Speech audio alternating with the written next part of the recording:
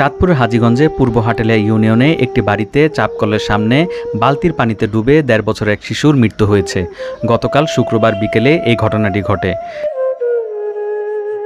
শিশুটির মা জানায়, মাত্র শিশুটিকে খাবার খাইয়ে উঠানে তার সাথে আরেকটি বাবু খেলা করছিল দেখে মা ঘরে যায়। অনেকক্ষণ সারা শব্দ না পেয়ে বাহিরে গেলে দেখে কলের ধারে বালতির পানিতে তার আদরের বাবুটি মাথা উল্টে পড়ে আছে। এক পর্যায়ে তার মা ও স্থানীয়রা শিশুটিকে আলীগঞ্জ সরকারি মেডিকেলে নিলে চিকিৎসক তাকে মৃত ঘোষণা করেন। শিশুটির মৃত্যুতে এলাকায় শোকের ছায়া নেমে এসেছে। হাজীগঞ্জ থানার ভারপ্রাপ্ত কর্মকর্তা ওসি মোহাম্মদ আব্দুর রশিদ জানান, খবর পাওয়ার পর সেখানে পুলিশ পাঠিয়েছে। এই ঘটনায় সাধারণ ডায়েরি করা হয়।